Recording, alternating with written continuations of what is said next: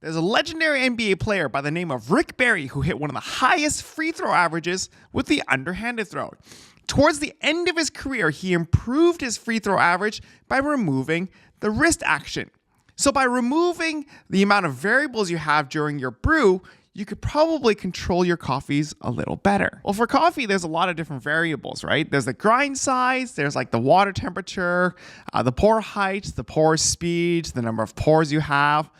I think by removing some of these variables, we can actually make a more consistent coffee. This is especially true when you're dialing in new coffees. It doesn't matter what device you're using, except maybe the French press, because the French press is, well, it's a full immersion. You just wait till everything sinks. But anything else, it takes quite a bit of understanding of, how the water and the beans are kind of acting together, especially espresso. Now, when it comes to pour overs, there's a lot more variables because we do have to pour from higher or from lower. Even the material of, the dripper matters. But I think by using the same material, by using the same beans, the same ratio, you can always have a very consistent coffee. Now, the problem is what happens if you do change the coffee beans?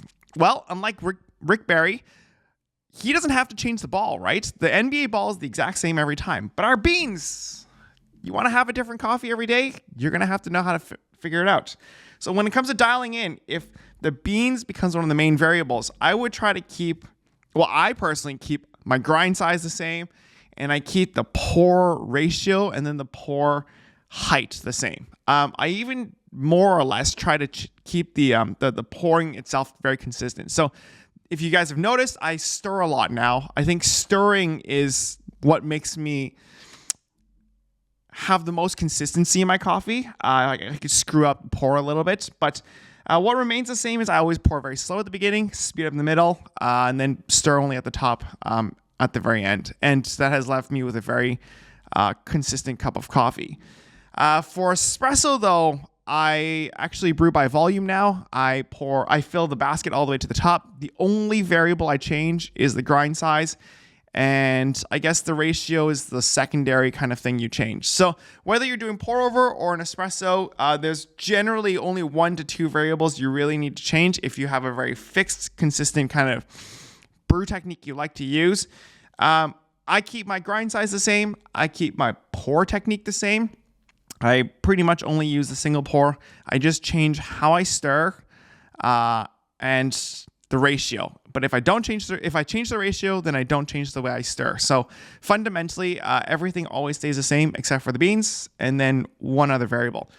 In espresso, I always change the grind size. I always do it by volume, and because the volume's different, the amount of grams changes because some beans weigh more than others. I'm going to talk about that later, but yeah, I think it's better to kind of keep one consistent or just change one variable and brew around that and see how your coffees improve. I mean, it might take a bit of time to adjust to, but if you do it, you actually might get a better coffee. That's what I've noticed.